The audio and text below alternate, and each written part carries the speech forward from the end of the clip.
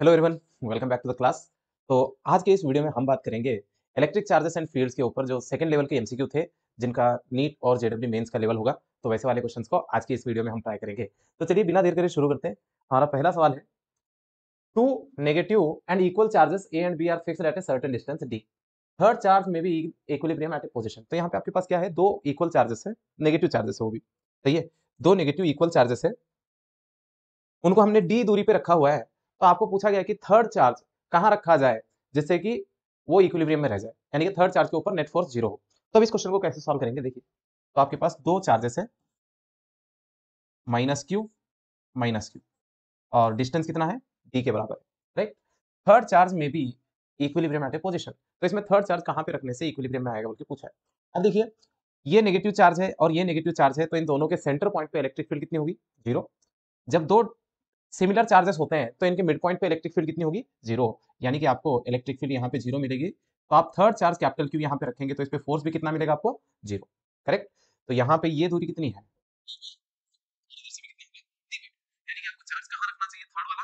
Centre में, बिल्कुल centre में। कब, जब दोनों चार्जेस इक्वल हो और सेम हो। तो ये माइनस क्यू प्लस क्यू, तो सेंटर में ही आपको फोर्स जीरो मिलेगा। तो इसका सही ऑप्शन क्या होना चाहिए, mid point between the two charges. तो इसका सही ऑप्शन होगा ऑप्शन वन। आई होप ये समझ में आया होगा। चलिए आगे बढ़ते हैं। अगला सवाल देखिए क्या है, if A neutron has an initial velocity in a direction different from that of uniform electric field, the path of the neutron is। क्या बोला है देखिए इस क्वेश्चन में, कि एक न्यूट्रॉन है, इसकी कुछ वेलोसिटी है, मान लेते हैं यू वेलोसिटी है, और ऐसे कुछ इलेक्ट्रिक फील्ड का डायरेक्शन है, दोनों का डायरेक्शन अलग है बोल के बोला है। तो इस न्यूट्रॉन को इस इलेक्ट्रिक फील्ड से क्या फर्क पड़ेगा, आप बताइए। इलेक्ट्रिक फील्ड फोर्स उसी पे लगाएगी जिस पे चार्ज होगा, न्यूट्रॉन के पास तो कोई चार्ज होगा नहीं, तो उसकी वजह से इलेक्ट्रिक फील्ड का कोई इफेक्ट उस पर आने वाला है नहीं। सो इलेक्ट्रिक फील्ड अगर उस पर कोई फोर्स नहीं लगाएगी तो न्यूट्रॉन डिफ्लेक्ट नहीं होगा, जिसकी वजह से बिल्कुल कैसा जाएगा, स्ट्रेट। सही है। सो यहाँ पे इसका आंसर क्या आना चाहिए, स्ट्रेट है। चलिए अगला सवाल देखिए क्या बोला है, a particle of mass M and charge q1। एक पार्टिकल है जिसका मास यम है, चार्ज q1 है, moves diametrically through a uniformly charged sphere. तो एक यूनिफॉर्मली चार्ज्ड स्फीयर है, उसके डायमीटर के अलोंग ये चार्ज चल रहा है, जिसका चार्ज q1 है और मास m है। तो आपको क्या, और क्या बोला है, उस स्फीयर का रेडियस कितना है, r है, और उस स्फीयर का टोटल चार्ज कितना है, माइनस q2 है। तो हमें क्या ढूंढना है, ये पार्टिकल एसएचएम करेगा तो इसका टाइम पीरियड कितना होगा ये बताना है। चलिए मैं क्वेश्चन, ये हमारा स्फीयर है, सही है। तो यहां से ये डायमेट्रिकली पाथ है, इस पाथ में से हमारा पार्टिकल जिसका चार्ज q1 है और मास m है, ये ऐसे चल रहा है। करेक्ट। इस स्पीयर का जो रेडियस है वो r है, और इसका जो टोटल चार्ज है वो माइनस q2 है। आई होप ये आपको समझ में आया होगा, राइट। तो आपको पूछा गया है कि ये पार्टिकल ऐसे आगे पीछे ऐसे ऐसे करता रहेगा, तो यहाँ पे एसएचएम हो रहा है, तो इस एसएचएम का टाइम पीरियड कितना होगा हमें बताना। कैसे बताएंगे इसको, तो देखिए पहले हम किसी पॉइंट पे इलेक्ट्रिक फील्ड निकाल लेते हैं। मान लेते हैं कि सेंटर से कितनी दूरी पे, x दूरी पे, राइट। सेंटर ही क्यों चूज किए भाई, है ना, कि स्फीयर के सेंटर में इलेक्ट्रिक फील्ड कितनी होगी, जीरो। सही है। तो यहाँ पे हमने इसकी इलेक्ट्रिक फील्ड कुछ है, तो इसको इक्विलिब्रियम पोजीशन मान लिया है। तो यहाँ से हमने कुछ दूरी पे इसकी इलेक्ट्रिक फील्ड लिखनी चाहिए। तो यहाँ पे इलेक्ट्रिक फील्ड का फॉर्मूला होगा के क्यू टू। क्यों, क्योंकि स्फीयर का चार्ज लेना है हमें। किसकी इलेक्ट्रिक फील्ड है यहाँ पे, स्फीयर की है, तो यानी कि स्फीयर का चार्ज आप लेंगे into X divided by R cube radius. ये इलेक्ट्रिक फील्ड का फॉर्मूला है इनसाइड द स्फीयर के लिए, राइट। नेक्स्ट, अभी देखिए इस जगह पे जो फोर्स लगेगा वो फोर्स क्या होगा, F is equal to K Q two X divided by R cube. किसके ऊपर लगने वाला है, Q1 के ऊपर लगने वाला है। और किधर की तरफ लगेगा, ये नेगेटिव चार्ज इस पॉजिटिव चार्ज को हमेशा सेंटर में लाना चाहेगा, तो इस जगह पे जब चार्ज पहुंचेगा तो वो उसको पीछे खींचेगा, उसीलिए मैंने यहाँ पे क्या लगा दिया अभी, माइनस। सही है इतना। अब देखिए इसके अंदर जितने भी कॉन्स्टेंट्स है सबको एक साइड कर लेंगे, F is equal to minus K Q1 Q2 divided by R cube into X. Correct. F के बदले में शायद मैं M is equal to M into A use कर सकता हूँ, minus K Q1 Q2 divided by R cube into X. तो यहां से एक्सेलरेशन की वैल्यू आ रही है माइनस के बदले में आप लिख सकते हैं 4 pi epsilon not Q1 Q2 divided by R cube into M, ये वाला यम इधर ले लिया हमने, इंटू एक्स। अगर आप इसको अच्छे से देखें तो क्या सिंपल हार्मोनिक मोशन वाला इक्वेशन दिख रहा है, A is equal to minus omega square X के बराबर। करेक्ट है। तो यहां से अगर आप दोनों इक्वेशन को कंपेयर करेंगे तो ओमेगा स्क्वायर की वैल्यू कितनी है, तो यहां से मैं लिख रहा हूं omega square is equal to Q1 Q2 divided by 4 pi epsilon naught M R cube. Correct है।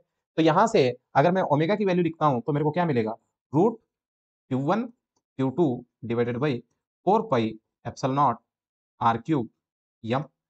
अब ओमेगा पता है तो टाइम पीरियड ला ही सकते हैं, तो ओमेगा के बदले में हम क्या पुट करेंगे, 2 पाई डिवाइडेड बाई टी। अगर आप इसको सिंप्लीफाई करेंगे तो आपको यहाँ से मिलेगा 2 पाई, क्रॉस मल्टीप्लाई करेंगे तो ये नीचे वाला ऊपर जाएगा, ऊपर वाला नीचे आएगा, तो यहाँ से क्या बन जाएगा, ये 4 pi epsilon naught M R cube divided by Q1 Q2 this is equal to T. तो ये फॉर्म बनेगा टाइम पीरियड के लिए। देखिए कौन सा ऑप्शन मैच कर रहा है इसके जैसा, ऊपर 4 pi epsilon naught M R cube आना चाहिए, तो उसमें एक ही ऑप्शन है, ऑप्शन 1। उम्मीद करता हूँ ये सॉल्यूशन आपको समझ में आया होगा। तो चलिए आगे बढ़ते हैं। अगला सवाल देखिए, two identical pendulums A and B are suspended from one point. The bobs A and B are given positive charges Q1 and Q2 respectively. If mass of A and B are M1 and M2, M1 is greater than M2 and angles are theta 1 and theta 2 with the vertical.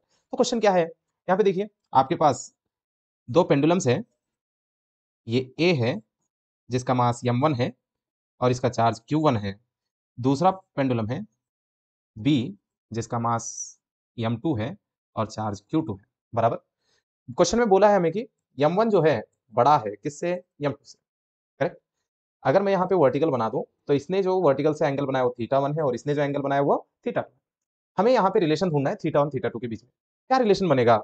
चलिए एक काम करते हैं, किसी एक ball को लेते हैं, जैसे कि मैंने बी वाले को कंसिडर कर लिया, तो इसको इलेक्ट्रोस्टैटिक फोर्स लगेगा इधर, सही है। नेक्स्ट इसको नीचे ग्रेविटी लगेगा M2G और इसको इधर टेंशन लगेगा। तो अगर मैं यहाँ पे एक वर्टिकल ड्रॉ कर दूं तो ये एंगल कितना होगा इसका, थीटा 2, करेक्ट है। मैं इतना ही डायग्राम यहाँ साइड में बना रहा हूँ। नीचे इसको क्या लगने वाला है, M2G और आगे क्या लगेगा, F। नेक्स्ट ऐसे में क्या लग रहा है इसको, टेंशन, और वर्टिकल के साथ इसका एंगल कितना है, थीटा 2, करेक्ट है।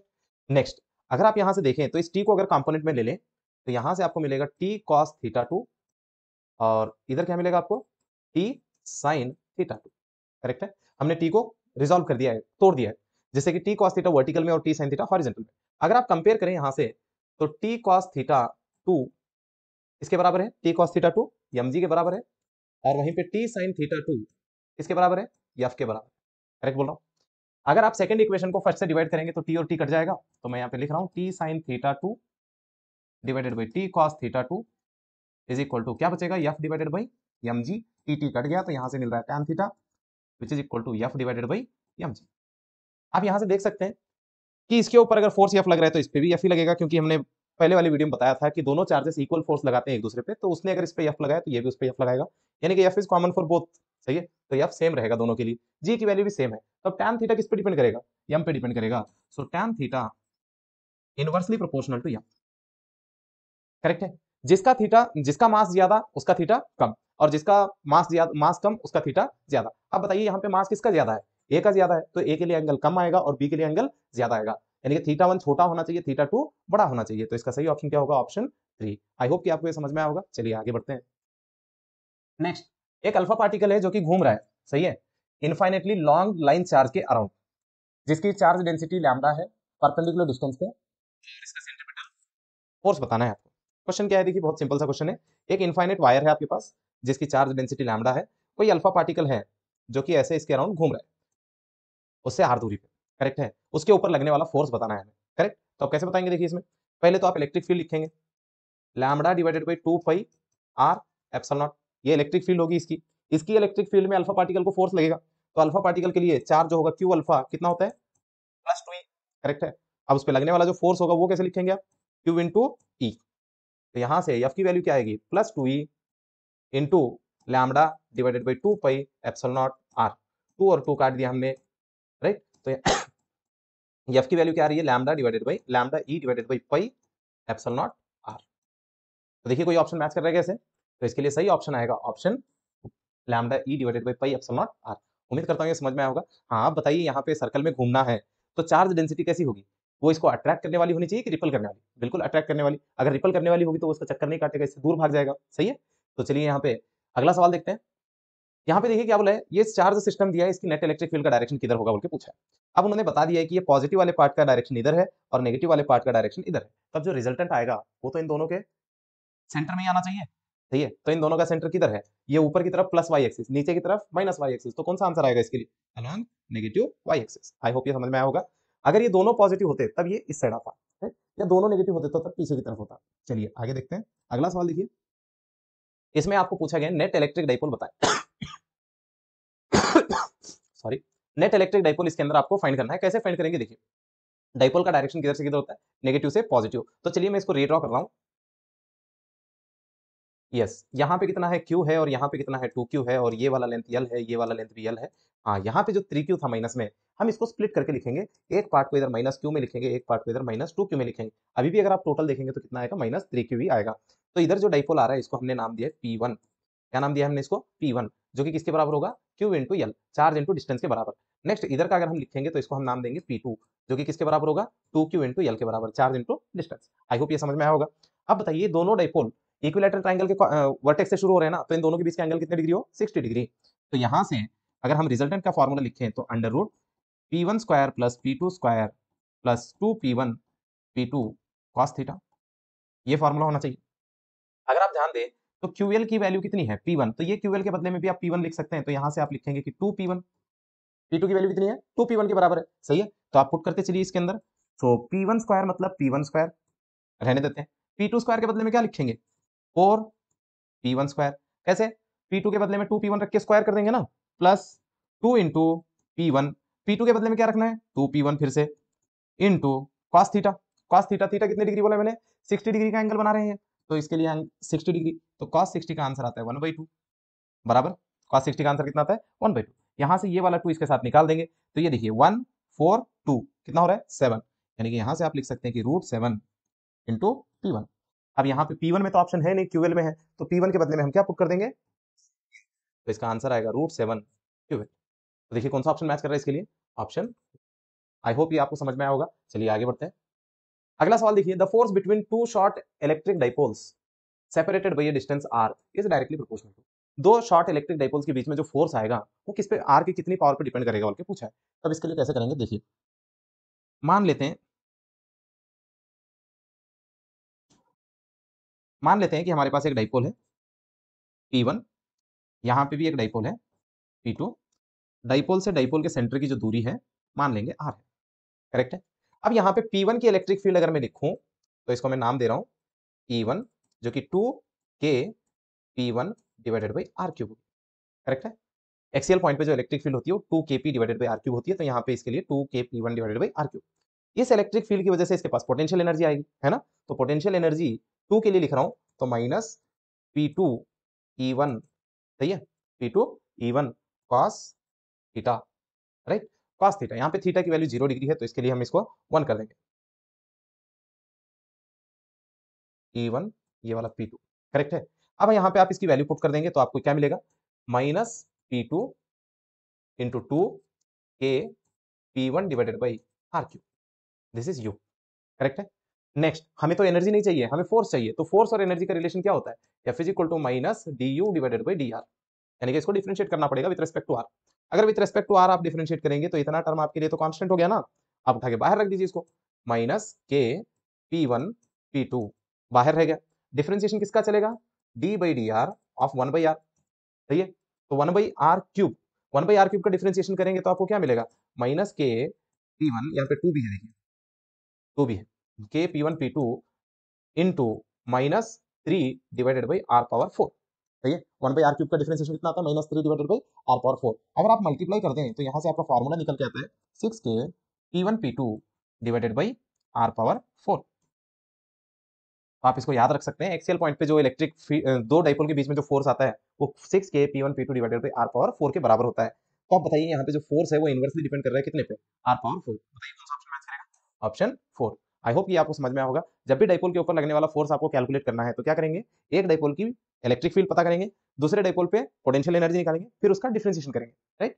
तो चलिए अगला सवाल देखिए, two equal positive charges fixed at -a, 0 plus a, 0 along x-axis. Negative charge released from the points 0, 2a. तो क्या बोले देखिए क्वेश्चन में, ये हमारा ओरिजिन है, राइट। एक चार्ज हमने कहाँ रखा है, -a, 0 पे, -a, 0 पे हमने एक चार्ज रखा है, राइट। और एक चार्ज हमने रखा है +a, 0 पे, राइट। दोनों भी इक्वल पॉजिटिव चार्जेस है, ये और ये, करेक्ट है। दोनों भी इक्वल पॉजिटिव चार्जेस को, एक को -a, 0 पे और एक को +a, 0 पे। और एक थर्ड चार्ज है हमारे पास जिसको हमने 0.0, 2a पे रखा है, यानी कि y एक्सिस पे रखा है हमने इसको, इस जगह पे 0, 2a। हाँ, ये चार्ज कैसा है, नेगेटिव है तो इसको माइनस कैपिटल क्यू। अब बताइए क्या होगा, ये चार्ज इसको खींचेगा, वो भी चार्ज इसको खींचेगा, तो ये दोनों चार्ज का रिजल्टेंट इनको नीचे लेके आएगा, जिसकी वजह से अब ये ऐसे आना शुरू करेगा, बराबर। नेक्स्ट, जब ये सेंटर में पहुंचेगा तो ये वाला क्यू अपनी तरफ खींचेगा और वो वाला क्यू अपनी तरफ खींचेगा, जैसे नेट फोर्स कितना होगा, 0 होगा। लेकिन जब यहां से यहां तक आया था तो इसने स्पीड गेन कर ली थी, अब इनर्शिया की वजह से क्या करेगा, और आगे जाना शुरू करेगा। जब ये आगे बढ़ेगा तो ये वाला चार्ज, पहले ये ऐसे खींच रहे थे, अब ये ऐसे खींचेंगे, सही है। अगर ये ऐसे खींचेंगे तो धीरे धीरे उसकी स्पीड 0 होगी, एक पॉइंट पे जाके फिर वापस आएगा, तो इससे क्या करता रहेगा, ऊपर जाएगा नीचे जाएगा, ऊपर जाएगा नीचे जाएगा, तो ये ऑसिलेशन करेगा। क्या करेगा, ऑसिलेशन। तो इसका सही ऑप्शन क्या आना चाहिए, executes oscillatory but not SHM. SHM होने के लिए कंडीशन क्या होती है कि वो स्मॉल डिस्टेंस पे वेरी करे, यहाँ पे जो डिस्टेंस है वो कंपेरेटिवली लार्ज है, तो इसे हम इग्नोर नहीं कर सकते हैं, सही है। तो यहाँ पे ऑसिलेटरी करेगा लेकिन एसएचएम नहीं होगा, राइट। चलिए आगे बढ़ते हैं। इस क्वेश्चन में देखिए, एक हेलिस्फेरिकल सरफेस है जिसका रेडियस कैपिटल आर है, इसको हमने यूनिफॉर्म इलेक्ट्रिक फील्ड में लिखा है इस तरीके से। आपको पूछा है कि इस कर्व्ड सरफेस से निकलने वाला फ्लक्स कितना होगा बताना है, ये कर्व्ड सरफेस है। अब देखिए यहाँ पे कितने सरफेस है, दो सरफेस है, एक फ्लैट सरफेस है, एक कर्व्ड सरफेस है। सो ये फ्लैट सरफेस और एक ये कर्व्ड सरफेस, तो मैं यहाँ पे दो सरफेस मान रहा हूँ, तो इसके लिए जो फ्लक्स है वो φ1 है और इसके लिए जो फ्लक्स है वो φ2 है, करेक्ट है। अब बताइए इस स्फीयर के अंदर कितना चार्ज दिखाई दे रहा है आपको, कुछ नहीं है, तो यानी कि टोटल फ्लक्स क्या होगा, 0। तो टोटल फ्लक्स कैसे लिखूं मैं, φ1 plus φ2 equal to 0, φ1 plus φ2 equal to 0, यानी कि यहाँ से φ1 की वैल्यू मेरे को पता चल गई माइनस φ2 के बराबर है, करेक्ट है। अब बताइए यहाँ पे ये जो सरफेस है इसका एरिया वेक्टर होगा नीचे की तरफ, कितना, पाई आर स्क्वायर, क्योंकि ये सर्कल है ना, इस सर्कल का जो एरिया होगा कितना होगा, पाई आर स्क्वायर, और किधर की तरफ होगा, नीचे की तरफ। क्यों, क्लोज्ड सरफेस के लिए हम आउटवर्ड नॉर्मल लेते हैं, और इलेक्ट्रिक फील्ड किधर जा रही है, ऊपर। तो यहाँ पे मैं इसके लिए लिखूं तो E A cos theta is equal to minus φ2। जरा बताइए ई की वैल्यू तो ई है, एरिया के बदले में क्या लिखेंगे हम, पाई आर स्क्वायर, कॉस कितना है 180, कॉस 180 की value -1 which is equal to minus φ2, minus और माइनस काट दिए तो यहाँ से φ2 की वैल्यू कितना आ रहा है आपको, E into pi R square. बताइए कौन सा ऑप्शन आएगा इसके लिए, फर्स्ट ऑप्शन। आई होप ये आपको समझ में आया होगा, कुछ नहीं करना होता है, जो सरफेस सिंपल दिख रहे हैं उसी का आपको एरिया लेना है, दूसरा वाला कुछ नहीं करना है, राइट। चलिए आगे बढ़े। यस, यहाँ पे देखिए सेंटर में इलेक्ट्रिक फील्ड कितना है ये पूछा है, बहुत अच्छा क्वेश्चन है। देखिए यहाँ पे ये वाला प्लस क्यू चार्ज इधर इलेक्ट्रिक फील्ड देगा, कितनी, ई, सही है। और वहीं पे ये वाला जो इलेक्ट्रिक चार्ज है वो इधर इलेक्ट्रिक फील्ड देगा, कितना, ई। ये दोनों इलेक्ट्रिक फील्ड एक दूसरे को क्या करेंगे, कैंसिल, तो इनको तो कैलकुलेट करो ही मत, सही है। अब देखो ये Q/2 है तो इलेक्ट्रिक फील्ड इधर दे रहा है, कितना, ई डैश। ये चार्ज कितना है उससे, ये Q/2 है, ये Q है, तो ये उससे डबल इलेक्ट्रिक फील्ड देगा, तो इसका जो इलेक्ट्रिक फील्ड आएगा वो कितना आएगा, 2 ई डैश आएगा, सही है। तो नेट इलेक्ट्रिक फील्ड कितना हुआ यहाँ पे, नेट इलेक्ट्रिक फील्ड, ये दोनों तो है नहीं, अब बस ये दोनों है, तो ये बड़ा है ये छोटा है अपोजिट डायरेक्शन में, तो माइनस कर लेंगे, तो नेट इलेक्ट्रिक फील्ड किसके बराबर होगी, ई डैश के बराबर होगी, सही है। और किसकी तरफ होगी, डी की तरफ होगी, क्योंकि 2 ई डैश इधर जा रहा है तो डी की तरफ आएगा आंसर, तो अलॉन्ग डी। अब बताओ अलॉन्ग डी के कितने ऑप्शन आपको दिखाई दे रहे हैं, सही है। अलॉन्ग डी के आपके पास दो ऑप्शन है, दो ऑप्शन तो आपके डिलीट हो गए। चलो अब इसके लिए ढूंढ लेते हैं, हाँ ई डैश इलेक्ट्रिक फील्ड किसकी वजह से थी, Q/2 चार्ज की वजह से, है ना। तो अगर वो लिख देंगे तो यहाँ से K into Q/2 divided by क्या लिखें, आर स्क्वायर, आर के बदले में यहाँ पे यल दिया हुआ है तो यल स्क्वायर, तो it is 1/4 pi epsilon not Q divided by 2 L square, तो कितना होगा ये, Q divided by 8 pi epsilon not L square. बताइए कौन सा ऑप्शन मैच कर रहा है इसके लिए, ऑप्शन ए। आई होप ये समझ में आया होगा। चलिए आगे बढ़ते हैं, अगला सवाल देखिए, as one moves radially from infinity towards the center of a uniformly charged sphere electric field intensity will be। देखो क्या पूछा है, आपको इन्फिनिटी से आना है, सही है, इस तरीके से आपको इसके सेंटर तक आना है। तो आप बताओ जब आप इन्फिनिटी पे थे तो आपको इलेक्ट्रिक फील्ड कितनी मिली, 0। जैसे जैसे आप पास आते गए तो इलेक्ट्रिक फील्ड क्या होती गई, बढ़ती गई बढ़ती गई, लेकिन जब आप सेंटर में पहुंचोगे तो फिर इलेक्ट्रिक फील्ड कितनी हो जाएगी, 0। यानी कि जब आप आ रहे थे तो इलेक्ट्रिक फील्ड बढ़ रही थी, जब आप इसके अंदर एंटर करोगे तो इलेक्ट्रिक फील्ड धीरे धीरे क्या होती जाएगी, घटती जाएगी, यानी कि फर्स्ट इंक्रीजेस देन डिक्रीजेस। तो कौन सा ऑप्शन है इसके लिए, first increases then decreases, option 4 है। आई होप ये क्लियर होगा। चलिए आगे बढ़ते हैं, अगला सवाल देखो, which option is incorrect for the electrostatic field. ये लो छोटे बच्चों वाला सवाल है, तुम लोग ही बोल दो, क्या इलेक्ट्रोस्टैटिक फील्ड कंजर्वेटिव होती है, हाँ बिल्कुल होती है। अगर ये कंजर्वेटिव है तो यहाँ पे क्या बोल रहा है, नॉन कंजर्वेटिव बोल रहा है, तो ऐसे तो हो नहीं सकता है ना, कंजर्वेटिव है मतलब है, तो ये वाला गलत है, करेक्ट है। तो चलिए हमें टिक किस पे लगाना था, सेकंड ऑप्शन पे लगाना था। आई होप ये समझ गए होंगे। चलिए आगे बढ़ते हैं, अगला सवाल देखिए क्या बोला है, coordinates of a square are given as -110 coordinates दे रखा है, और इलेक्ट्रिक फील्ड है कौन से एक्सिस में, जेड एक्सिस में, है ना। तो आपको इलेक्ट्रिक फ्लक्स लिखना है, कैसे लिखेंगे, है ना। देखो इधर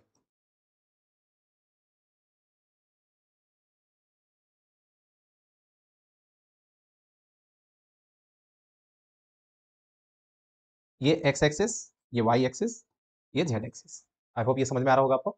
हाँ, आपके कोऑर्डिनेट्स क्या है देखिए, -1, एक्स में -1 यानी कि यहाँ पे, राइट, और वाई में 1, वाई में कितना आना है, 1 आना है। तो इसका मतलब आपका पॉइंट यहाँ कहीं तो है, -1, 1, 0, X Y plane, right. Next दूसरा पॉइंट कहाँ पे है, 1, 1, 0, तो 1, 1, 0 मतलब यहाँ कहीं तो 1, 1, 0, बराबर। नेक्स्ट तीसरा पॉइंट कहाँ पे है, -1, -1, 0, यहाँ कहीं पे, -1, -1, 0। अगला पॉइंट कहाँ पे है, 1, -1, 0, 1, -1, 0। तो आपका स्क्वायर कुछ इस तरीके से है, सही है। एक्स वाई प्लेन में आपके पास एक स्क्वायर है, मैं जस्ट ये इसलिए ड्रॉ कर रहा हूँ ताकि आपको इसकी लेंथ का पता चले। देखना इधर, यहां से लेके यहां तक लेंथ कितना है, -1 से लेके +1 तक वाई एक्सिस में, तो 2 का फर्क है, यानी कि इसकी साइड लेंथ 2 है, बराबर। फिर वैसे ही एक्स एक्सिस में देखो, -1 से लेके +1 तक कितना है, 2 है। तो ये दोनों का अगर मैं मल्टीप्लाई कर दूं तो एरिया कितना आएगा, 4 आएगा, यानी कि इसका जो एरिया वेक्टर है वो है 4। हाँ, अब बताओ प्लेन कौन सा है, एक्स वाई, तो एरिया वेक्टर किधर, जेड एक्सिस, तो जेड एक्सिस के लिए क्या आएगा, के क्या, करेक्ट है। इलेक्ट्रिक फील्ड कितनी है, 10 वोल्ट पर मीटर, कौन से एक्सिस में, जेड एक्सिस में। चलो मल्टीप्लाई कर दो तो क्या आएगा, phi is equal to E vector dot A vector, how much it is, 4 into 10, how much it is 40 unit. Unit क्या होगी इसकी, वोल्ट मीटर। अब बताओ कौन सा ऑप्शन आएगा, ऑप्शन 1। आई होप ये आपको समझ में आया होगा, ये जस्ट ऐसे ही बता दिया मैंने, ड्रॉ करने की जरूरत नहीं है। अगर आपको मैथमेटिकली स्क्वायर का फील आता है तो, नहीं आता है तो इस तरीके से आप सोच सकते हैं। चलिए आगे बढ़े। नेक्स्ट अगला सवाल देखिए, the order of the magnitude of the minimum electrostatic force between two charges, separation of 1 metre. तो आपको पूछा गया है कि 1 मीटर दूरी पे अगर मैं मिनिमम इलेक्ट्रोस्टैटिक फोर्स ढूंढना चाहूं दो चार्जेस के बीच में, तो क्या हो सकता है, सही है। तो अब देखो, एक फोर्स के लिए F is equal to K Q1 Q2 divided by R square, correct. Question में उसने बोल दिया कि आर की वैल्यू इतनी है, के कांस्टेंट है। अब इसको मिनिमम करना है तो Q1 Q2 भी तो मिनिमम होने चाहिए, सही है। तो आप बताओ दुनिया का सबसे छोटा चार्ज क्या होता है, ई, सही है। तो आपको यहाँ पे for minimum force Q1 Q2 should be equal to E होना चाहिए, सही है। आपको सिर्फ ऑर्डर ढूंढना है। तो आप बताओ के का ऑर्डर क्या होता है, 10 पावर 9, सही है। Q1 मतलब ई का ऑर्डर कितना होता है, 10 पावर, सॉरी 1 मिनट मिस्टेक हो गया, यहाँ पे के की वैल्यू क्या होती है, 9 × 10 पावर 9, तो इसका ऑर्डर क्या लेना चाहिए, 10 पावर 10 लेना चाहिए, सही है, क्योंकि ये मोर देन 5 वाला नंबर है, 9 है ना। नेक्स्ट Q1 की वैल्यू कितनी होती है, 10 पावर -19। Q2 की भी ऑर्डर कितनी होगी, 10 पावर -19 डिवाइडेड बाई आर की वैल्यू तो 1 है, तो इसको छोड़ ही दो, है ना। ये बताओ इसमें से इसको निकाल दिए तो -9 -10 बाकी है, -10 -19 कितना हो जाएगा, 10⁻⁻29। देखो कौन सा ऑप्शन आ रहा है इसके अंदर, है कोई ऑप्शन, 29 आना चाहिए था, 29, अगर नहीं है तो 28 को टिक करेंगे, सही है। क्यों, क्यों टिक करेंगे इसको, सही है। तो यहाँ पे 9 था ना, तो वो 9 को हमने इसके अंदर एक पावर काउंट कर लिया था, राइट, तो इसीलिए हम एक पावर कम करेंगे, राइट। चलिए आगे बढ़े, आना तो एक्चुअल में 29 ही चाहिए था। नेक्स्ट आगे देखिए, अगला वाला देखिए, E1 is the electric field on the axis of A small electric dipole. E1 जो है इलेक्ट्रिक फील्ड है एक्सिस पे डाइपोल की। आपको पूछा है E2 बताना है, आपको सेम दूरी पे 60 डिग्री पे, करेक्ट है। तो बाद में E1/E2 का रेशो बताना है, तो कैसे बताएंगे, देखो ये डाइपोल आर दूरी पे सेंटर से, यहाँ पे जो इलेक्ट्रिक फील्ड है वो E है या E1 है, करेक्ट है। नेक्स्ट, हाँ E1 के लिए अगर मैं फॉर्मूला लिखूं, इसका डाइपोल मोमेंट P है, तो क्या होगा, 2kp divided by R cube होगा, करेक्ट बोल रहा हूँ। एक्सियल पॉइंट पे जो इलेक्ट्रिक फील्ड होती है वो इतनी होती है। नेक्स्ट आपको यहाँ ढूंढनी है, आर दूरी पे इस जगह पे जो कि 60 डिग्री एंगल बना रहा है, तो इस जगह पे जो इलेक्ट्रिक फील्ड है उसे हम लिखेंगे E2, जो कि कितना होगा, kp divided by R cube 1 + 3 cos square theta, होता है ना फॉर्मूला। आप अगर थीटा की वैल्यू 60 डिग्री रख देंगे तो E2 का आंसर कितना आ रहा है, kp divided by R cube √1 + 3 into 1/4, कैसे है 1/4, cos 60 की वैल्यू कितनी होती है, 1/2, स्क्वायर करने पे कितना हो जाएगा, 1/4। अब देखो इसका एलसीएम निकालो इसमें, तो ये होगा kp divided by R cube 4 + 3 7 divided by 4, फिर आप इसको बाहर निकालेंगे तो आपको मिलेगा kp divided by 2 R cube into √7, this is E2। आपको E1/E2 फाइंड करना है, तो E1 divided by E2 which is equal to 2kp divided by R cube into, divide करना है ना, तो इसको उल्टा करके मल्टीप्लाई करेंगे, तो ये होगा 2r cube divided by √7 kp। बताओ kp kp काट दिए, आर क्यूब काट दिए, तो आंसर क्या है, 4/√7। तो बताइए कौन सा ऑप्शन मैच कर रहा है इसके लिए, इसके लिए सही ऑप्शन होगा ऑप्शन 1।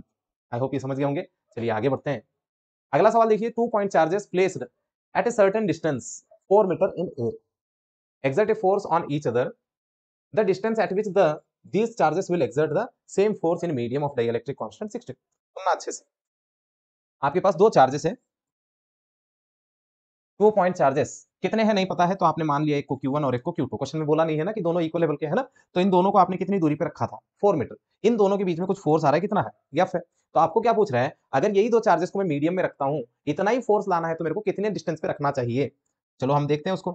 तो हमने बोल दिया यहाँ पे Q1 ये Q2 ये दूरी R, इनके बीच में भी फोर्स कितना F, लेकिन ये कहाँ पे मीडियम में, ये कहाँ पे एयर में, करेक्ट है। दोनों जगह पे फोर्स सेम लाना है तो आपको ये R की वैल्यू पता करनी है, या फिर is equal to F medium. बताओ क्या लिखें, के Q1 Q2 डिवाइडेड बाई 4 का स्क्वायर कितना होता है 16, सही है। नेक्स्ट अगर मीडियम में लिखेंगे तो फॉर्मूला क्या होता है, K Q1 Q2 divided by epsilon R into R square, होता है ना। तो यहाँ से के Q1 Q2 हमने उड़ा दिया। तो अब बताओ ये वाला 16 which is equal to epsilon R की वैल्यू भी 16 है, ठीक है। तो इंटू आर स्क्वायर, बताओ दोनों साइड के 16 कट गए, तो अब बताओ आर स्क्वायर की वैल्यू कितनी है 1 है, तो आर की वैल्यू भी कितनी होगी 1 मीटर।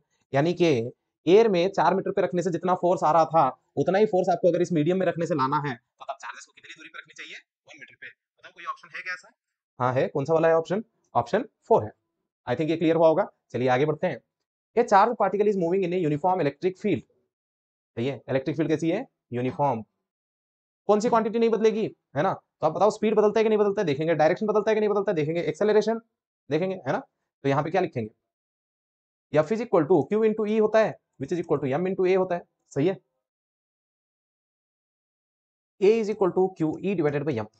देखो Q constant, E constant, M constant, तो टोटल एक्सेलरेशन ही कांस्टेंट हो गया, करेक्ट है। अब डायरेक्शन ऑफ मोशन कांस्टेंट हो भी सकता है और नहीं भी हो सकता है, कैसे। अब देखो आपका इलेक्ट्रॉन ऐसे जा रहा था, एक्सेलरेशन मान लो ऐसे, तो आपका डायरेक्शन ऑफ मोशन ऐसा हो जाएगा, ठीक है ना। तो एक्सेलरेशन और वेलोसिटी अगर सेम डायरेक्शन में ना हुए तो उस टाइम डायरेक्शन ऑफ मोशन बदलेगा। अगर एक्सेलरेशन है तो स्पीड भी चेंज होगा, होगा कि नहीं होगा। तो इसका मतलब इसमें कौन सी चीज नहीं बदलेगी, बस एक्सेलरेशन। आई होप ये समझ गए होंगे। कब, जब इलेक्ट्रिक फील्ड यूनिफॉर्म हो, अगर नॉन यूनिफॉर्म होगा तो एक्सेलरेशन भी वेरिएबल रहेगा, ठीक है। चलिए आगे बढ़ते हैं। अगला सवाल देखिए, there is a non conducting sphere of radius r is uniformly charge. आपके पास एक non conducting uniformly charge sphere है। अब आप क्या करेंगे, उसके अंदर से छोटा स्फीयर काट लेंगे जिसका रेडियस r/2 हो, सही है। तो आपको कैसा दिखेगा ये,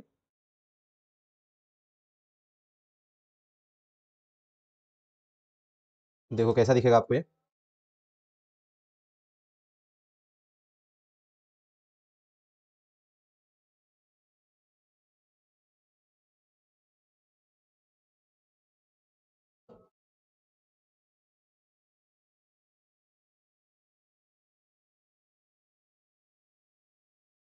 कुछ इस तरीके से, सही।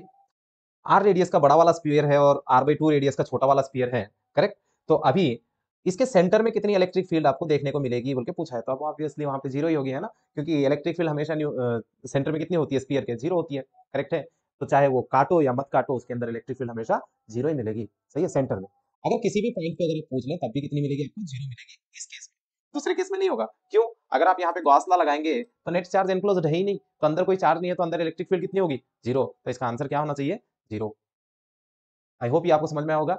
खाली जगह में हमेशा इलेक्ट्रिक फील्ड जीरो मिलेगी, स्पीयर के अंदर अगर भरी हुई जगह है तो नॉन जीरो इलेक्ट्रिक फील्ड हो सकती है। तो ये जगह खाली है तो इसलिए यहाँ पे हर जगह इलेक्ट्रिक फील्ड कितनी होगी, जीरो। चलिए आगे बढ़ते हैं। अगला सवाल देखिए, एक पार्टिकल है जिसका चार्ज क्यू है, इसको हमने uniformly charge infinite plane sheet के पास रखा है। क्या बोला है, एक चार्ज क्यू है, इसको हमने एक प्लेन शीट के पास रखा है जिसकी चार्ज डेंसिटी सिग्मा है, करेक्ट है। तो तब उस पर जो फोर्स लगा वो F1 है। अगर इसी चार्ज को हमने इनफाइनाइट मेटल प्लेट के पास रखेंगे जिसकी चार्ज डेंसिटी भी सिग्मा है, तो तब उस पर लगने वाला फोर्स कितना होगा, F2, सही है। आपको F1/F2 का रेशो फाइंड करना है, कैसे करोगे, बहुत सिंपल चीज है ना। तो एक नॉन कंडक्टिंग है, ये वाला नॉन कंडक्टिंग है, बताओ इसका सिग्मा चार्ज डेंसिटी है, तो इससे निकलने वाली जो इलेक्ट्रिक फील्ड होगी, है ना, वो होगी sigma divided by 2 epsilon not के बराबर, करेक्ट। तो आप जो यहाँ पे आप चार्ज रखोगे Q, तो उस पर लगने वाला फोर्स क्या होगा, Q इंटू E1, जिसको हम F1 कह देंगे, तो ये होगा sigma Q1 divided by 2 epsilon not, correct. Next अगली बार जब हम मेटल शीट के पास रखेंगे तो इससे निकलने वाली इलेक्ट्रिक फील्ड होगी E2, जो कि सिग्मा बाई एप्सिलॉन नॉट के बराबर होगी। कितनी होगी, सिग्मा बाई एप्सिलॉन नॉट। अगर आप यहाँ पे चार्ज Q रखोगे तो इस पे लगने वाला फोर्स होगा Q into E2 which is equal to sigma E, sorry sigma Q divided by epsilon naught. तो आप बताओ F1 F2 का रेशियो कैसे लिखेंगे हम, F1 divided by F2 is equal to F1 कितना था sigma Q1 divided by 2 epsilon naught into epsilon naught divided by sigma Q काट दिए तो यहाँ से बच रहा है आंसर 1/2। तो इसका सही ऑप्शन क्या आना चाहिए 1/2। तो बताओ कौन से ऑप्शन में ऑप्शन 3। आई होप ये समझ में आया होगा। चलिए आगे बढ़ते हैं।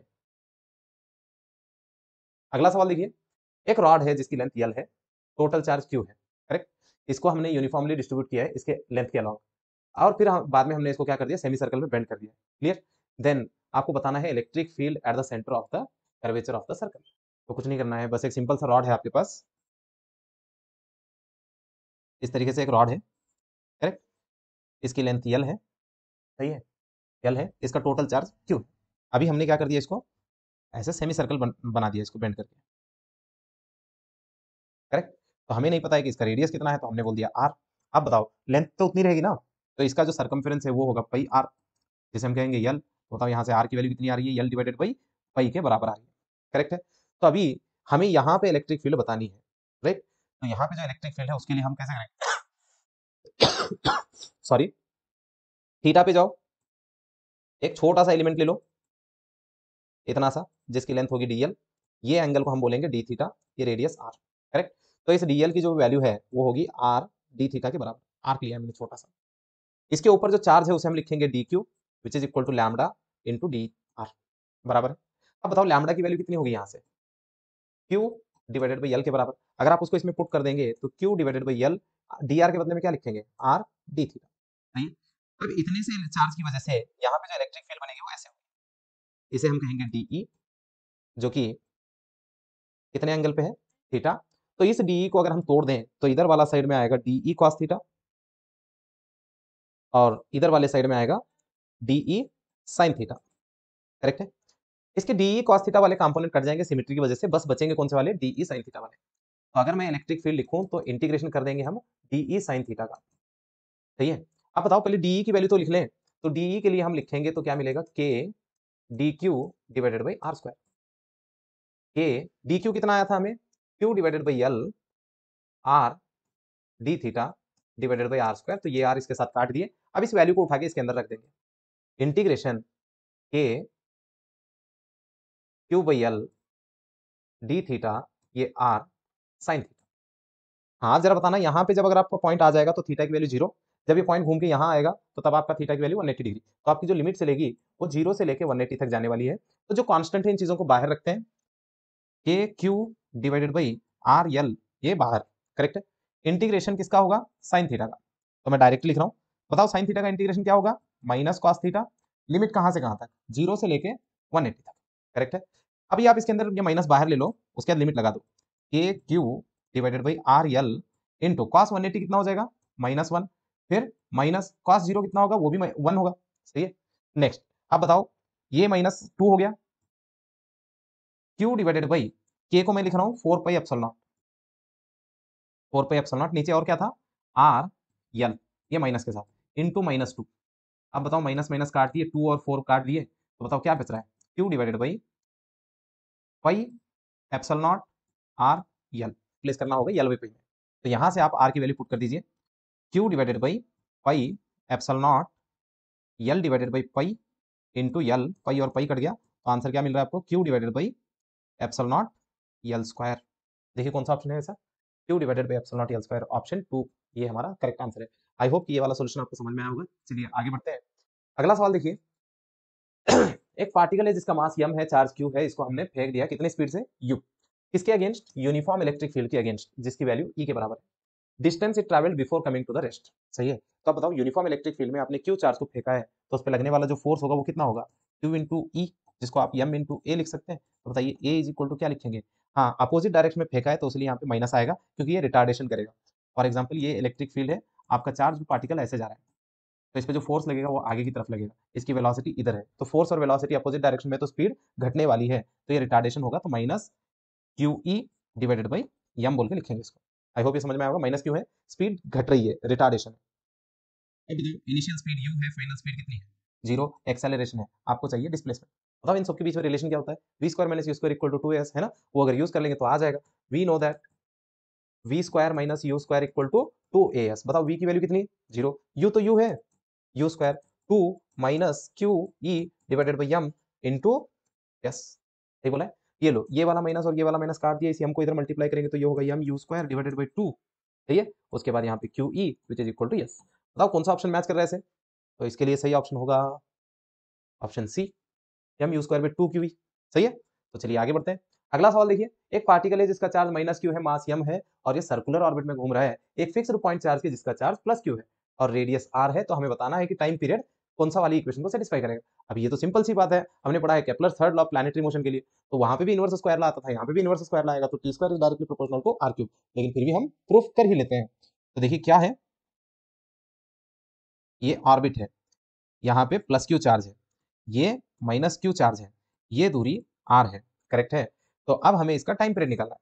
यहाँ पे ये पार्टिकल ऐसे गोल घूम रहा है, तो इसका मतलब इसके लिए सेंट्रीपिटल फोर्स आएगा, तो वो फोर्स होगा कूलम्स फोर्स के बराबर। तो हम लिखेंगे यहाँ पे F coulomb equal to F centripetal, सही है। तो यहाँ से कूलम फोर्स के लिए हम लिखेंगे 1 डिवाइडेड बाई, पहले तो के से ही शुरू करता हूँ मैं, K Q Q divided by R square which is equal to, यहाँ पे क्या लिखेंगे, यम ओमेगा स्क्वायर आर, लिख सकता हूँ इसे, यम ओमेगा स्क्वायर आर। अब बताओ यहाँ से आर को अगर आप इससे ले लो, K Q Q divided by R cube which is equal to M 4 pi square divided by T square, लिख सकते हैं कैसे, कैसे, ओमेगा को रिप्लेस कर लिया हमने 2 पाई डिवाइडेड बाई टी से, ठीक है। इसको यहाँ रख देंगे तो यही आएगा आंसर। अब बताओ इसको क्रॉस मल्टीप्लाई कर लेते हैं थोड़ा सा, तो ये हो जाएगा टी स्क्वायर उधर चला गया, यम 4 पाई स्क्वायर इधर रह गया, इनटू आर क्यूब आ गया डिवाइडेड बाई के क्यू क्यू आ गया। ये सभी कांस्टेंट है, पता चल रहा है कि टी स्क्वायर जो है प्रोपोर्शनल टू आर क्यूब है। बताओ कौन सा इक्वेशन सेटिस्फाई कर रही है, Kepler's third law of motion, law of planetary, sorry law of time period, है ना। तो वो वाली इक्वेशन सेटिस्फाई हो रही है, तो बताओ कौन सी इक्वेशन बैठेगी इसके लिए, ऑप्शन 1 सही है। आई होप ये समझ में आया होगा। चलिए आगे बढ़ते हैं। अगला सवाल देखो, दो इंसुलेटेड चार्ज कंडक्टिंग स्फीयर से एक का रेडियस 20 सेंटीमीटर, दूसरे का रेडियस 15 सेंटीमीटर, दोनों के ऊपर चार्ज 10 माइक्रोकूलम, सही है। उसके बाद हमने दोनों को कॉपर वायर से कनेक्ट कर दिया, फिर वापस सेपरेट भी कर दिया। तो अब आपको बताना है कि सरफेस चार्ज डेंसिटी किस पे ज्यादा होगी, किस पे कम होगी। समझ में तो कुछ आया नहीं होगा, है ना। तो देखो क्या करना है, आपके पास दो स्फीयर है, एक ए है जिसका रेडियस 20 सेंटीमीटर है, दूसरा रेडियस जिसका 15 सेंटीमीटर है ना, राइट। इसके ऊपर 10 माइक्रोकूलम चार्ज है, इसके ऊपर भी 10 माइक्रोकूलम चार्ज है। अभी हमने इनको कनेक्ट कर दिया है, उसके बाद फिर हमने इनको सेपरेट भी कर दिया है, सही है। तो अब इसका चार्ज कुछ है, इसका भी चार्ज कुछ है, बराबर। तो हमें सिग्मा के बारे में कमेंट करना है, तो कैसे करोगे। अब बताओ, जब आप दो अनइक्वल बॉडीज को टच कराते हो तो चार्ज क्या होगा, हायर पोटेंशियल से लोअर पोटेंशियल की तरफ ट्रांसफर होगा। कब तक होगा, जब तक दोनों का पोटेंशियल सेम नहीं होगा। तो हमने बोल दिया इसका पोटेंशियल सेम है, तो यहां से लिखेंगे K Q one divided by R one which is equal to K Q two divided by R two, सही बोल रहा हूँ। तो यहाँ से के और के काट दिए, तो बताओ Q one divided by Q two की वैल्यू क्या R two divided by R one के बराबर होगी, sorry R one by R two के बराबर होगी। R one divided by R two, Q two इधर किया है, आर वन इधर किया है, इसको इक्वेशन नंबर 1 मान लेंगे अभी के लिए, सही है। कुछ नहीं किया मैंने, चार्ज ट्रांसफर करा दिए, दोनों का पोटेंशियल इक्वेट करा दिया है, बस इतना ही, एक इक्वेशन मिल गई। अब बताओ इसके लिए अगर मैं रेडियस आर वन, इसका रेडियस आर टू, इसका सिग्मा और उसका सिग्मा का अगर मैं रेशियो लिखूं तो क्या मिलेगा, देखो sigma one is equal to Q one divided by 4 pi R one square, 4 pi R one square divided by sigma two के लिए अगर हम लिखेंगे तो क्या लिखेंगे डिवाइड करने के टाइम पे, Q two divided by 4 pi R two square. ये देखो 4 पाई हमने काट दिया, तो ये sigma one by sigma two हो रहा है, सही है। तो sigma one divided by sigma two की वैल्यू क्या होगी, Q one divided by Q two, सही है, into R two square divided by R one square. I hope ये समझ गए होंगे।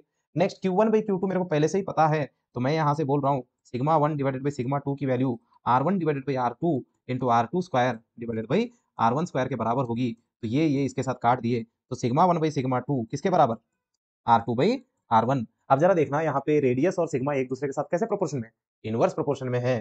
तो sigma is inversely proportional to 1 by R, यानी कि जिसका रेडियस कम है उसकी सरफेस चार्ज डेंसिटी ज्यादा होगी। तो बताओ कौन सा ऑप्शन आएगा, surface charge density on the 15 centimetre is greater than that on the 20 centimetre. तो ऊपर से चला गया, सही है। तो इसका सही ऑप्शन क्या होगा, ऑप्शन 2 होगा। फिर से एक बार देख लेना, राइट। चलिए आगे बढ़ते हैं। अगला सवाल देखो क्या बोल रहा है, it is observe that when soap bubble is given some positive charge, soap bubble को हमने पॉजिटिव चार्ज दिया तो ये फैल रहा है, सही है, इसका रेडियस बढ़ रहा है। अगर हमने पॉजिटिव ना देके नेगेटिव दिया होता तो तब क्या होता, यही बताना है, सही है। अब फैल क्यों रहा था ये बताओ। जब आप एक स्फीयर के ऊपर पॉजिटिव चार्ज दोगे, इस तरह सोप बबल पे जब हमने पॉजिटिव चार्ज दिया है, सारे पॉजिटिव एक दूसरे को क्या करेंगे, परेशान करेंगे, है ना।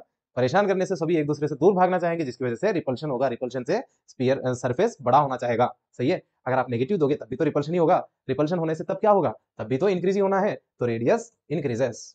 चलो आगे बढ़ते हैं। अगला सवाल देखो, यहाँ पे Q, 2Q, 8Q ऐसे चार्जेस बहुत सारे हैं, इनको R, 2R, 4R, 8R ऐसी दूरी पे रखा है। तो आपको पूछा गया कि ओरिजिन पे इलेक्ट्रिक फील्ड कितनी आएगी, तो आप कैसे बताओगे इसके लिए? अगर तुम बताओगे तो फिर मैं क्या करूंगा, है ना, ये 0, ये R, ये 2R, ये लो ये 4R, ऐसे ही यहाँ पे 8R, ऐसे और भी है। सही है, तो यहाँ पे चार्ज है Q, यहाँ पे चार्ज है 2Q, यहाँ पे 4Q और यहाँ पे 8Q। Correct, 8Q। आपको इस जगह पे इलेक्ट्रिक फील्ड बतानी है। बताओ ये सारे चार्जेस कैसे हैं, पॉजिटिव है तो सबका डायरेक्शन की तरफ आएगा, यानी कि नेट इलेक्ट्रिक फील्ड क्या होगी, नेट इलेक्ट्रिक फील्ड प्लस ही होगी। तो यहाँ पे E इक्वल टू या फिर E total equal to E1 plus E2 plus E3 plus so on, सभी को प्लस ही करना है। तो बताओ E1 इसकी वजह से तो क्या लिखे, K Q divided by R square, charge Q distance R. अगले वाले की वजह से के 2Q डिवाइडेड बाई 2R का स्क्वायर, 4R स्क्वायर, प्लस के 4Q डिवाइडेड बाई 4R का स्क्वायर, कितना होगा 16R स्क्वायर। सही बोल रहा हूँ ना, ऐसे ही चलता जाएगा इन्फिनिटी तक। तो बताओ कुछ कॉमन आएगा क्या, K Q divided by R square common निकाल लिया मैंने, तो बताओ यहाँ बच गया 1, 2 और 4 कटा तो अभी क्या बच रहा है 1/2, 4 और 16 कट गया तो अभी क्या बचेगा 1/8 और 1/4, प्लस अगली बार क्या बचता, बोलो 1/8। सही है, इसी तरीके से चलता रहेगा। तो ये कौन सी सीरीज नजर आ रही है, ये जीपी है। क्या है, जीपी, जिसमें कैसा है 1, sorry A R square A R cube इस तरीके से है। तो यहाँ पे ए की वैल्यू कितनी है 1, आर की वैल्यू कितनी है 1/2। तो सम ऑफ इनफाइनाइट टर्म्स के लिए फॉर्मूला क्या होता है, ए डिवाइडेड बाई 1 माइनस आर होता है ना। नेक्स्ट ए की वैल्यू अगर आप इसमें पुट कर देंगे 1 माइनस 1/2, तो ये ऊपर चला जाएगा, तो इसका आंसर कितना आएगा 2, यानी कि इनफाइनाइट टर्म्स ऐड करने पे हमें आंसर कितना मिलेगा 2। अगर वो वैल्यू इस ब्रैकेट के बदले में यहाँ पुट कर दोगे तो आपका ई टोटल कितना आने वाला है 2 KQ divided by R square. बताओ कौन सा ऑप्शन लग रहा है ऐसे, तो यही होना चाहिए, है ना। क्यों, 2K मतलब 4 पे epsilon not, right. I hope कि ये वाला सोल्यूशन आपको समझ में आया होगा। तो चलिए आगे बढ़ते हैं, अगला सवाल देखते हैं। तीन चार्जेस है 4Q, इनको हमने एक स्ट्रेट लाइन में रखा है, कितनी दूरी पे, L दूरी पे, है ना, 0 L/2 L पे रेस्पेक्टिवली। ये Q की वैल्यू क्या होनी चाहिए ताकि छोटे वाले Q के ऊपर फोर्स 0 हो जाए। देखो कुछ बड़ा काम नहीं है, तो आपके पास चार्जेस है ऐसे, एक चार्ज है 4Q, दूसरा चार्ज है Q, तीसरा चार्ज है कैपिटल क्यू। उस कैपिटल क्यू को मैं कहाँ रखूं जिससे कि इसके ऊपर फोर्स 0 हो जाए। चलो मेरे को नहीं पता है तो मैंने बोल दिया कि इसको कैपिटल क्यू को दिया है हमें L/2 पे रखना है इसको। ये 0 पे है, ये L/2 पे है और ये L पे है। सही है, इसकी वैल्यू कितनी हो जिससे कि इस पे फोर्स 0 हो। सही है, किस पे फोर्स, स्मॉल क्यू पे। अब बताओ स्मॉल क्यू को फोर्स कितने लगेंगे, तो एक 4Q की वजह से, एक कैपिटल क्यू की वजह से। अब बताओ 4Q पॉजिटिव, ये भी पॉजिटिव, तो ये इसको रिपल करेगा तो फोर्स लगेगा F1। चलो फोर्स भी लिख ही देता हूँ, K 4Q into Q divided by L square, इन दोनों के बीच की दूरी L है। सही है, चलो ये तो हो गया इसके लिए। नेक्स्ट, ये कैपिटल क्यू अगर इसके ऊपर नेट फोर्स 0 होना है तो उसको नेगेटिव होना पड़ेगा। चलो मेरे को नहीं पता है तो मैंने बोल दिया कि इधर ही लग रहा है F2। क्या लिखे, के क्यू डिवाइडेड बाई कितनी दूरी है दोनों के बीच में, L/2। यहाँ पे L/2 का स्क्वायर कर देंगे तो ये होगा L स्क्वायर। अब बताओ नेट फोर्स के लिए क्या करोगे, F1 प्लस F2 कितना होना चाहिए, नेट फोर्स 0। सही है, F1 की वैल्यू आप पुट करेंगे 4KQ square divided by L square plus KQQ divided by L square into 4 equal to 0। सही है, एक काम करो इसको उधर लेके चलते हैं, 4KQ square divided by L square which is equal to minus 4KQQ। बताओ यहाँ तक समझ में आया क्या। तो यहाँ से 4K/L स्क्वायर, एक क्यू स्क्वायर, एक क्यू काट दिया हमने। तो यहाँ से क्या मिल रहा है, कैपिटल क्यू की वैल्यू पता चल गई कि स्मॉल क्यू के बराबर होनी चाहिए, लेकिन नेगेटिव में नहीं आया। ठीक है, तो इसका सही ऑप्शन क्या होना चाहिए, ऑप्शन 1। चलिए आगे बढ़ते हैं, अगला सवाल देखिए। इस क्वेश्चन में क्या बोल रहा है कि इस अरेंजमेंट के हिसाब से आपको इलेक्ट्रिक फील्ड का ग्राफ बताना है आर के साथ। कैसे बताओगे, देखो इधर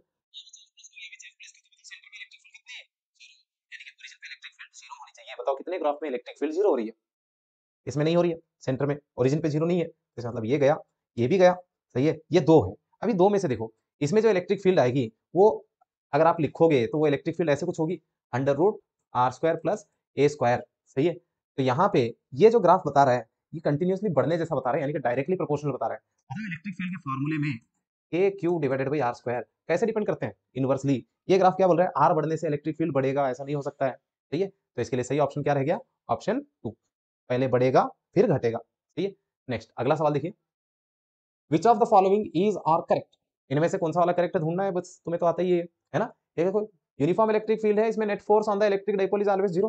ये तो बिल्कुल सही है। यूनिफॉर्म इलेक्ट्रिक फील्ड में जब भी आप डाइपोल को रखोगे तो नेट फोर्स कितना होगा? जीरो। तो वहीं पे अगला वाला देखो, an electric dipole is kept in non uniform electric field, torque acting on it may be zero. अब बताओ क्या बोल रहा है? नॉन यूनिफॉर्म इलेक्ट्रिक फील्ड में अगर आप डाइपोल को रखोगे तो उसके ऊपर टॉर्क जीरो नहीं भी हो सकता है बोल रहा है, सॉरी हो सकता है बोल रहा है। तो अभी कैसे बताओगे? हो भी सकता है ना, अगर दोनों पैरेलल हो गए तो उस टाइम क्या होगा? Net force, net torque zero हो सकता है। Tau is equal to P sin theta, theta equal to zero, 180 degree पे टॉर्क जीरो हो सकता है। तो ये भी सही है, हमें गलत वाला ढूंढना है, सॉरी सही वाले ढूंढने थे, तो ये दोनों भी सही है। नेक्स्ट थर्ड वाला देखते हैं, when a positive charge is kept on the line which is perpendicular to the bisector of the axis of dipole, force zero नहीं होगा। क्यों? F is equal to Q into E होता है, electric field भी है, charge भी है, तो फोर्स कहां से जीरो होगा? तो ये वाला गलत है, हमें गलत वाला नहीं, हमें सही वाला ढूंढना था। तो इसके लिए ऑप्शन क्या लिखें? 4, जिसमें 1 एंड 2 बोथ आर करेक्ट। आया होगा समझ में, है ना। चलिए आगे बढ़ते हैं, अगला सवाल। फिगर में दिया गया है कि दो चार्जेस एक सरफेस के अंदर है, एक सरफेस के बाहर है, आपको बताना है इनमें से क्या होगा। अब बताओ, जो फ्लक्स आता है, गॉस लगा कहता है, जो नेट इलेक्ट्रिक फ्लक्स आता है वो सिर्फ और सिर्फ अंदर वाले चार्ज पे डिपेंड करता है, बाहर के चार्ज से कोई लेना देना नहीं है। तो बताओ क्या बोल रहा है? Phi depends on Q1, E depends on both Q1 and Q2। हाँ, अब यहाँ पे ये ई वाला कॉन्सेप्ट थोड़ा समझते हैं।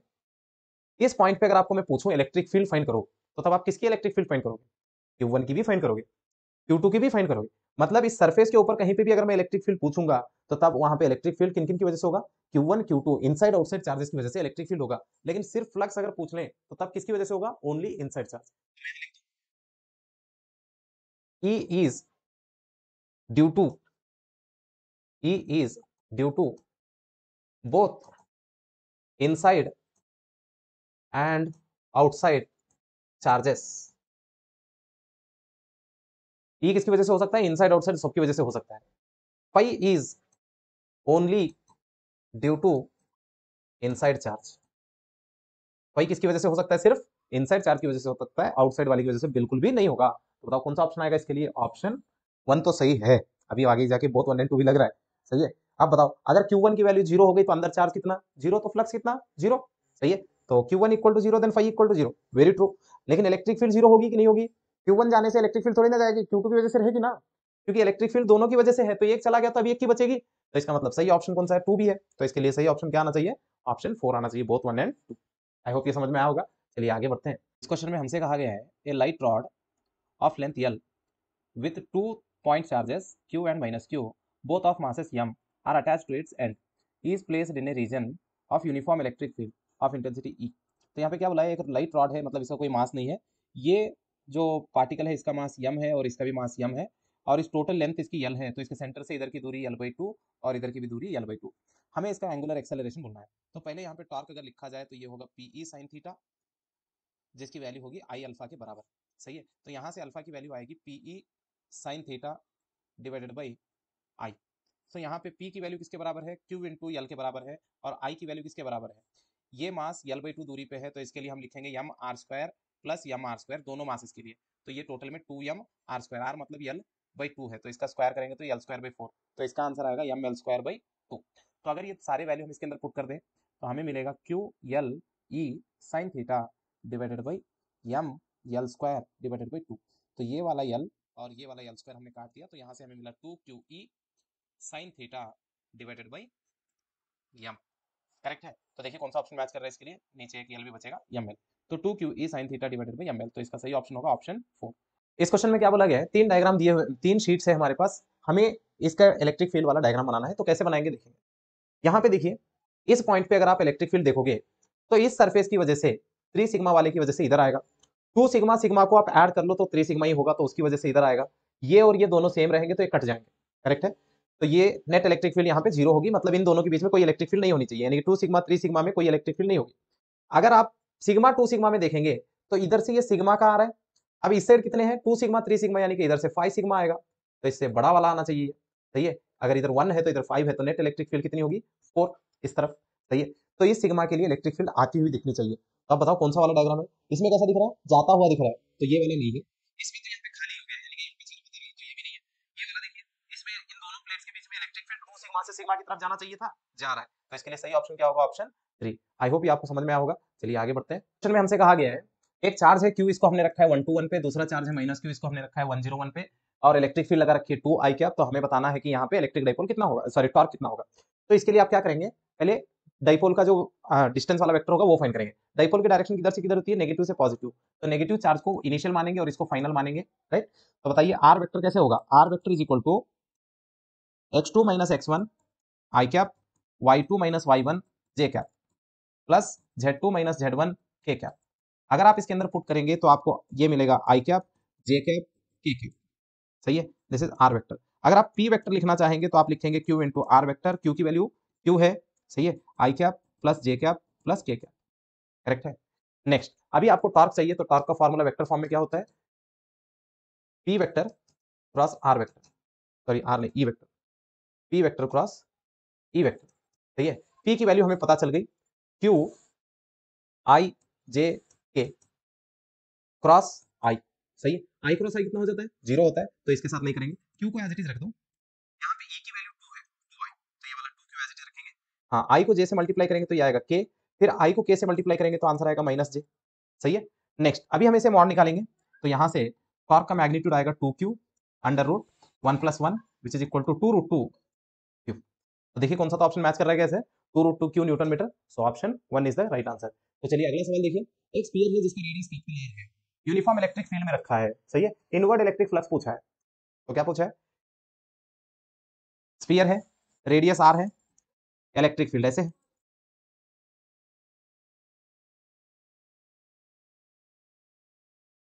बराबर। तो इसके अंदर आने वाला फ्लक्स कितना है ये पूछा है, तो इसके लिए हम ऐसे करेंगे, सॉरी हम ऐसे लेंगे, करेक्ट है। अब बताओ, तो हमने इसको बेसिकली ऐसे तोड़ दिया है दो आधे स्पेयर्स में, सही है, तो दो आधे स्पेयर्स में हमने इसको तोड़ दिया है।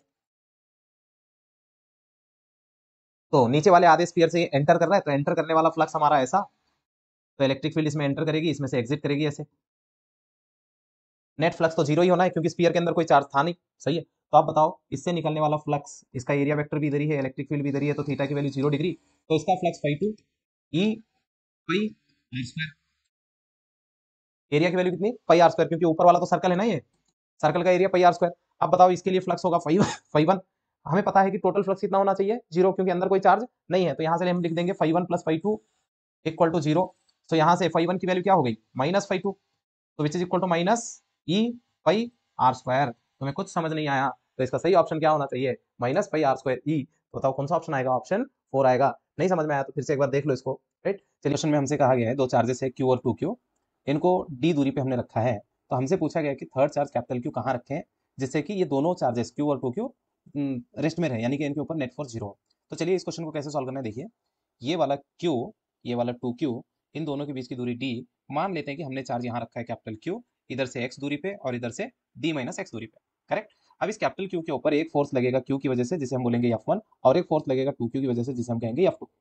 अभी Q के ऊपर भी नेट फोर्स 0 करना है हमें क्योंकि वो हिल नहीं सकता है, तो यहाँ से F1 is equal to F2 कर लेंगे, नेट फोर्स 0 हो जाएगा। So K QQ divided by X square which is equal to K 2Q into Q divided by d minus X whole square, सही है। तो यहाँ से के क्यू क्यू काट दिए, तो क्रॉस मल्टीप्लाई करेंगे तो इधर बचेगा d minus X whole square which is equal to 2x square. तो अभी अगर आप इसको रूट लेंगे तो ये आपको मिलेगा d minus X which is equal to root 2x, सही है। तो आप अगर आप इसको इधर लेके आएंगे तो ये होगा d is equal to root 2 plus 1 into X, सही है। तो यहाँ से आपको x की वैल्यू मिल रही है d divided by root 2 plus 1, लेकिन ऐसा कोई ऑप्शन यहाँ पे है नहीं, तो आप इसको रैशनलाइज करेंगे, तो जिसे आप रूट 2 माइनस 1 से मल्टीप्लाई और रूट 2 माइनस 1 से डिवाइड करेंगे, तो ये होगा ऊपर रूट 2 माइनस 1 इंटू डी, सही है। ये नीचे क्या हो जाएगा? Root 2 into root 2 1 into minus 1, तो ये 1 हो जाएगा, तो इसका आंसर आएगा रूट 2 माइनस 1 इंटू डी। कहाँ से दिया था हमने? एक्स, क्यू से, तो इसके लिए सही ऑप्शन क्या आना चाहिए? Root 2 minus 1 into D from Q. I hope कि ये वाला क्वेश्चन में हमसे कहा गया है एक चार्ज क्यू है जो कि यूनिफॉर्मली डिस्ट्रीब्यूट किया हमने लेंथ 2l के ऊपर, और इसको हमने रखा है क्यूब के अंदर, सही है, जिसकी लेंथ l है, और क्यूब का सेंटर रॉड के किसी एक एंड पे है। तो चलिए मैं इसको ड्रॉ करके दिखा देता हूँ। तो ये हमारा क्यूब है,